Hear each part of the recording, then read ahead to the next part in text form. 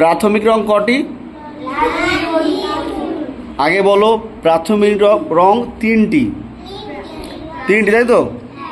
তিনটির মধ্যে হচ্ছে লাল, নীল, হলুদ। এবার কথা এটা আসতে পারে যে আমি তিনটে রঙের ভিতরে, তাহলে অন্য তো সবুজ, কালো, অন্যগুলো রং আছে, কিন্তু সেই রঙগুলো আমরা কখনো নিজেরা তৈরি করতে পারি। যেমন ধরো কমলা রং, যদি মনে করো আমি কোথায় পাবো, আমার তো কমলা রঙের কথা তো কোনো উল্লেখ নেই। তাহলে আমি কি করব, হলুদ আর লাল মিশালে আমি কি করব, কমলা রং পেয়ে যাব, তাই তো? এইবার চলে আসো,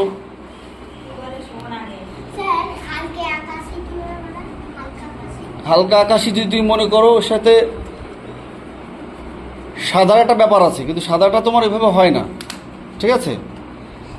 এইবার চলে আসো তুমি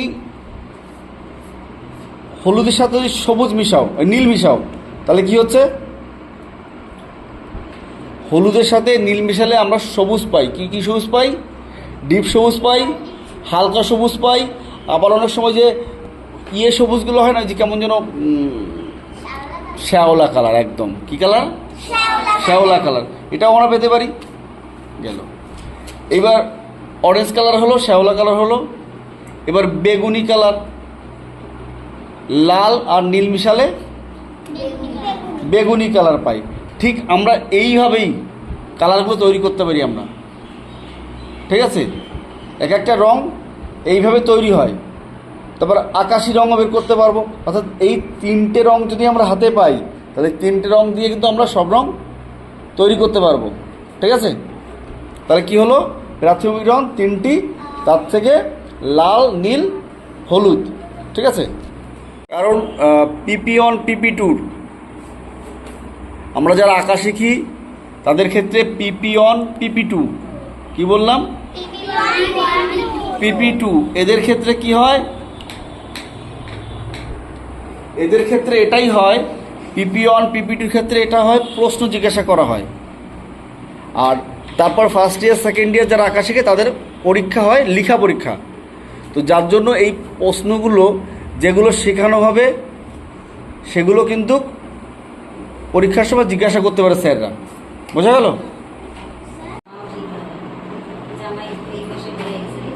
তাহলে প্রশ্ন কিন্তু এক একদিন এক একটা করে হবে, কারণ একসাথে প্রশ্ন করলে তোমরা উত্তর ক্লিয়ার করতে পারবে না, দেখা গেল পরে সমস্যা হয়ে যাবে। হ্যাঁ, বাহ, সুন্দর হয়েছে, দেখি। কিন্তু এতগুলো তো না, শোনা। এই দেখো এখানে কটা করেছি আমি, একটা, এই একটা, এই একটা। এবার এইখানে কালো করে দেবো, কারণ কি এতটা জায়গা তো পুরো করা যাচ্ছে না, ঠিক আছে?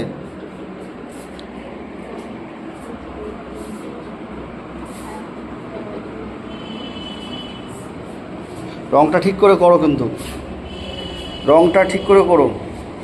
এই দিকে ডিপ হবে, এই দিক ডিপ থেকে লাইট হবে, এদিকে এই দিক ডিপ হবে, ওদিকে লাইট হবে, ঠিক করে করো রংটা।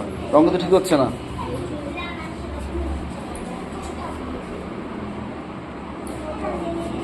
তোমাদের একটা প্রশ্ন, সেটা হচ্ছে কি বলো তো, আঁকা পরীক্ষায় PP1 PP2, ওই আঁকা পরীক্ষায় PP1 PP2-র জন্য যে পরীক্ষার প্রশ্নগুলো করা হয়, সাধারণত আজকে এক একটা করে এগোবো। সেটা হচ্ছে পৃথিবীর মধ্যে বিখ্যাত একটা চিত্রর নাম বলো। পৃথিবীর মধ্যে বিখ্যাত একটা চিত্রর নাম বলো। ছবি আঁকা একটা ছবির নাম বলো, জানো কেউ? না, মানে এগুলো জানা উচিত বা জানার প্রয়োজন আছে না। পৃথিবীর সব থেকে মূল্যতম ছবি হচ্ছে মোনালিসার ছবি। মোনালিসা, ঠিক আছে? এই ছবিটা সবথেকে বিখ্যাত। যদি তোমাকে কেউ প্রশ্ন করে, বিশেষ করে আঁকা পরীক্ষায়, PP1 PP2 যখন আঁকা পরীক্ষা দিতে হয়, তখন প্রশ্ন করতে পারে একটা বিখ্যাত চিত্রর নাম করো, তখন কি বলবে? মোনালিসা, ঠিক আছে? বিখ্যাত চিত্র মোনালিসা।